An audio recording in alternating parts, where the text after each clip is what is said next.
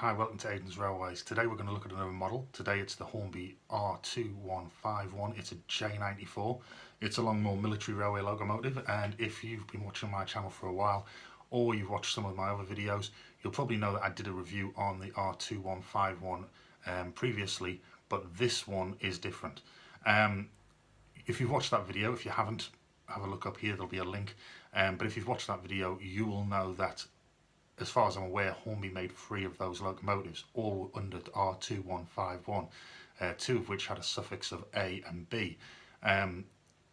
Differences being different actual locos, they were different numbers, that sort of thing. I'd like to get all 3.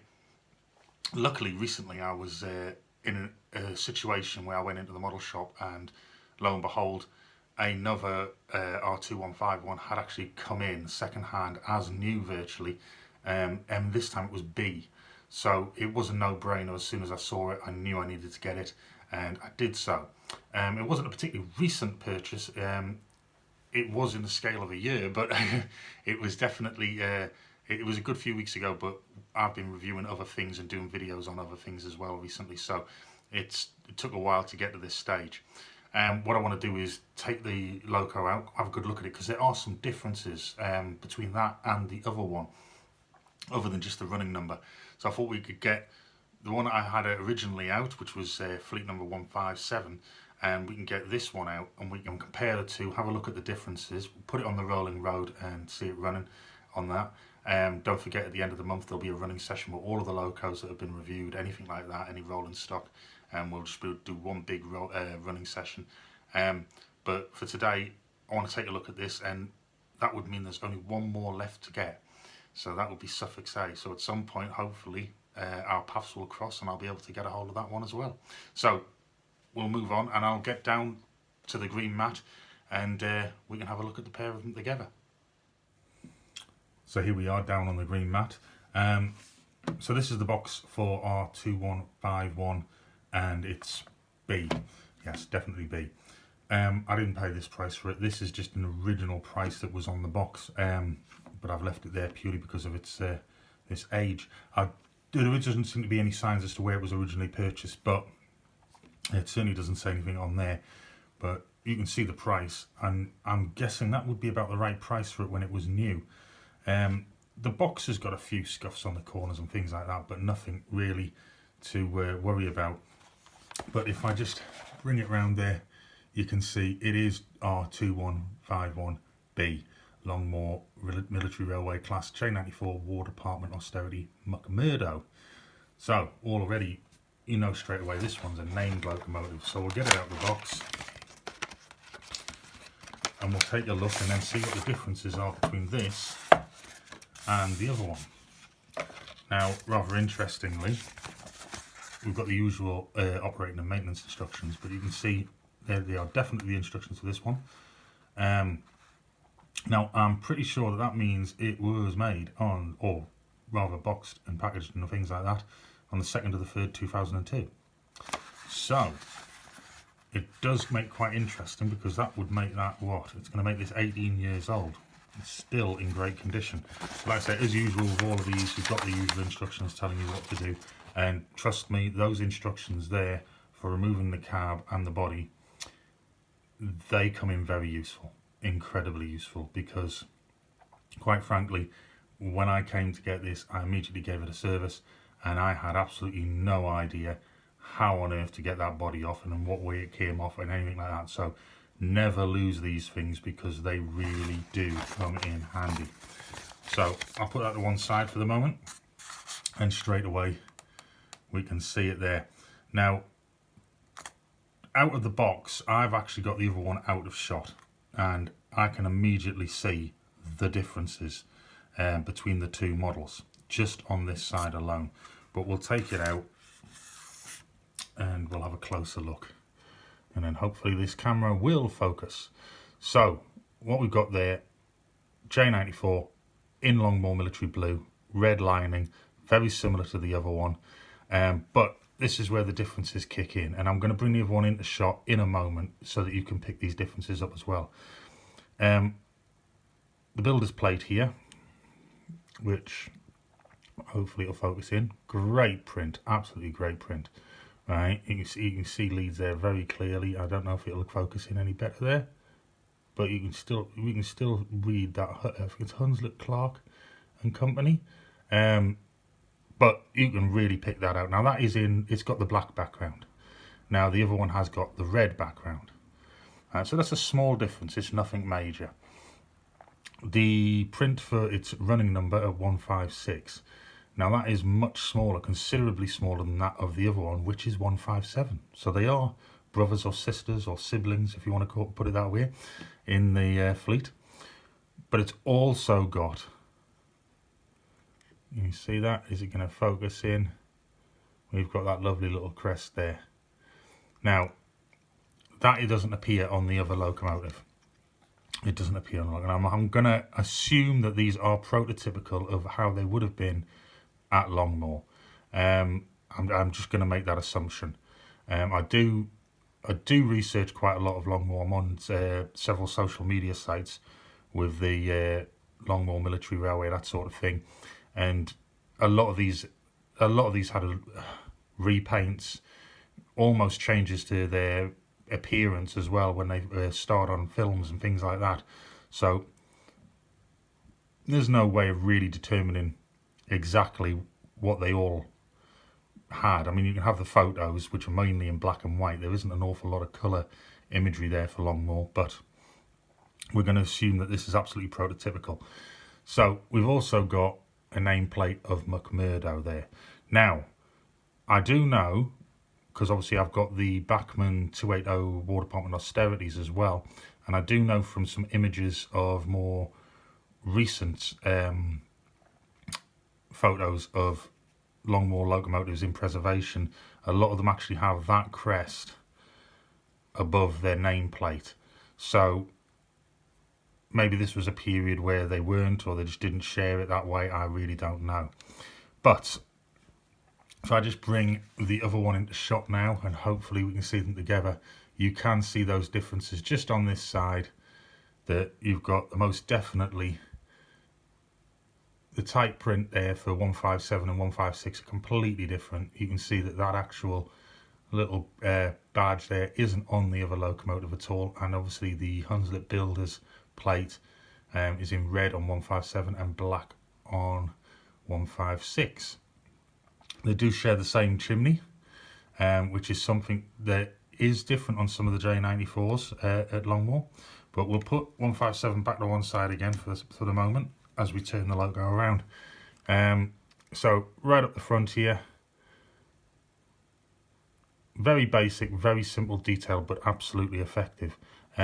Sprung buffers, as is the other one, and the separate handrails and things. And this is where things start to get a little different. And I didn't realise this, I didn't know that until I actually got this locomotive, and then wondered if there was something wrong with this one. But there isn't.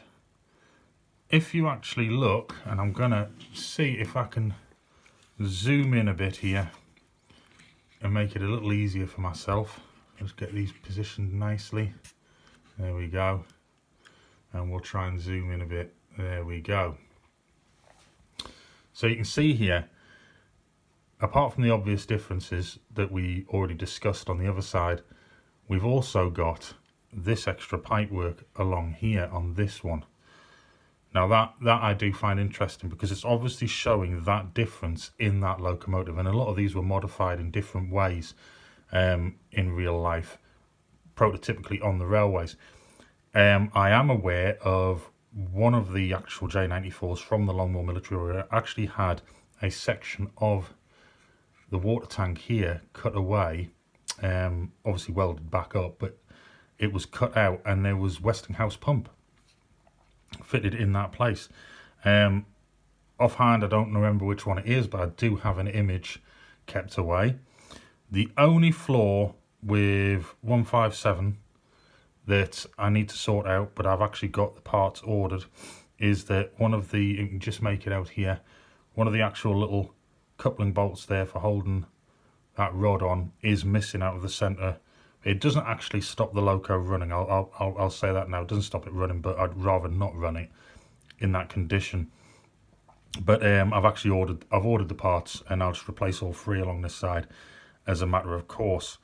But there we go. You can see those differences straight away. So it's not just a case of the number having been changed and a nameplate put on. There are those subtle differences, and they're obviously made to be prototypical. Now, something that I'm not too sure will be well picked up, but there is a really good amount of detail inside that cab. I don't know if you can just make it out there. That reverse lever is all painted up as well. Absolutely wonderful logo. And it didn't cost a fortune. So hopefully soon I'll have I can't even remember what number it is. I think it's 198. I might be wrong, but I'll end up having suffix A as well, and put these together with my Bachmann Austerity 280s, and hopefully I'll put it together also with Basra, the diesel, and the S100 US tank as well, because I would love to have a little Longmoor, just a very short little railway, little shunting layout. I would love to have a little Longmoor railway. Absolutely love that railway.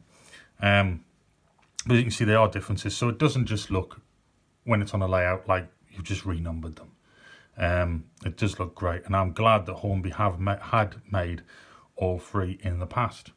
But it's just a very short video today, just to give you a bit of an update on that actual loco that I had previously, which is this one, that I have now found one of its siblings.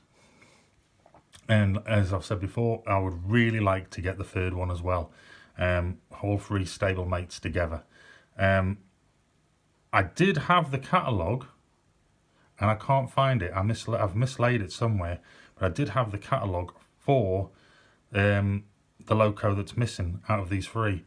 I don't know where I've put it, but if I find it, I'll bring it up on an update, and we'll be able to have a look and see it in there. But tell me what you think. Do you like the J94?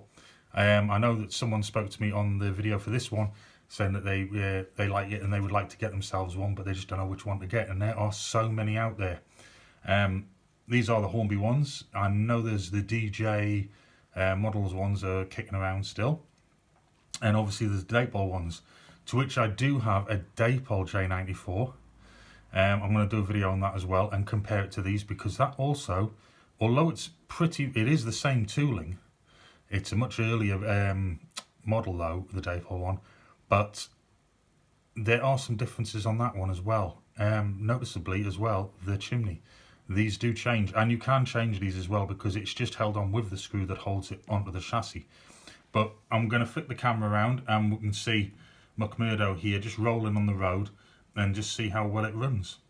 So back in a second, and we'll get on to that. Right, so here we are on the rolling road. I've literally just put it onto the test bed there. Little point of interest, everyone. These rolling roads, which are now back in production with Hornby, I got this one second hand when they'd ceased doing production of these. Another reason for your local model shop. I have seen the price of them. You can look it up if you want. I'll try and put a link in the description for you. They're not cheap. They are well worth having, but they're not cheap. Whereas this one, they hadn't put it in, it was no longer in production anymore, and I actually managed to pick this up for a mere £20 about, I think about 2 years ago, from the model shop, boxed as well, with all its original documents. So that was quite a find, and it's come in useful ever since for servicing. So there we go, we can see McMurdo there on the rolling road. So I'm just going to give it a little bit of juice. Ooh, a bit too much juice. And there you go. Running rather nicely there. These things will actually go some speed. You wouldn't do it prototypically on a layout, but if I just... I'm not going to leave it like that for too long, but it really will go some pace. But a nice speed, I think, is about that. And as you can see, it runs really rather nicely. Now, luckily, the motors for these and the worm gear and everything like that are still very easily available. After all, Hornby still manufacture the J94, so spare parts are really easy to get a hold of. It runs wonderfully. It really does. It runs wonderfully. I'll just stop there, change its direction. There we go. In both directions it runs absolutely wonderfully. I'd love to get a hold of some Longmoor rolling stock, but I think I'm going to end up having to kit bash some of that. Customise some ordinary rolling stock just to run with these locos. There she is, absolute beauty, and with all of the difference as well to the other one. But it's quite nice having both locos. I'm just going to pop that one there and bring the older one, the other one back in from the last video. There we go. Now that's been in the box since I did the last video, so it's hardly surprising it wasn't a little bit happy when I got it out. And to be honest, they probably could do with a good run in before I actually put them onto the track for the running session at the end of the month. But I do think that these two look very nice together. Alright, I'm going to take you out of the limelight because it's not your video, it's your video. So what do you think? Let me know. Would you collect all of a specific livery? If you're really into that one. I mean, I know there's a lot of people who are into your LNER, your LMS, your Southern, where they're huge railways at the time. So you can pick up loads of stuff with those liveries. But what about these more smaller little railways like the Longmoor Military?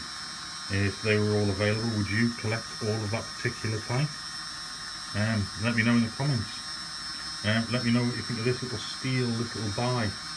I think between the two of these, I think they probably stand me at about between 55 and 60 quid in total. So it's not a bad little investment. It's one of those things that's going to take time, but even with just these two and the two Bachmann War Department 280 austerities I have, that would make a nice little railway on its own. But I think we'll need to get the third one. So hopefully that won't be too long and we'll be able to get a hold of that. So thanks for watching. Little update there today with the Hornby R2151. Try and bring it the other one into shot. There we go. Both of them there. I'm just curious actually if anybody knows what that pipe there is actually for and why that one doesn't have it. Please let me know. I would love to know. I don't know everything about steam locomotives. I know how to drive one, but that's just the basics. But there you go. Let me know. Thanks for watching. If you enjoyed this video, please do give it a like. Get those comments in. Let me know about your J94 related questions or comments on this video and that sort of thing, or the Longmoor Military Railway. And what you think about making a small little layout just for the Longmoor locos. And if you haven't already and you're new to the channel or you just haven't got round to it, why not subscribe? As soon as I bring up a video, you'll get notified straight away and you'll be one of the first to get in there and see it. There's not a particularly long video today for these because we've already covered a lot of it with 157 over here. But do feel free to go back and have a look at that video. Like I say, I put a link up at the beginning and I'll put one in the description. You can get the full gen on these two together.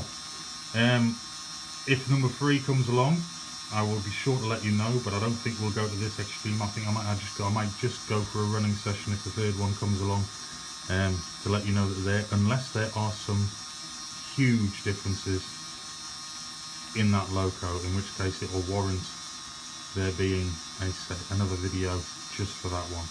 But anyway, thanks for watching today, and I'll see you again soon. Bye now.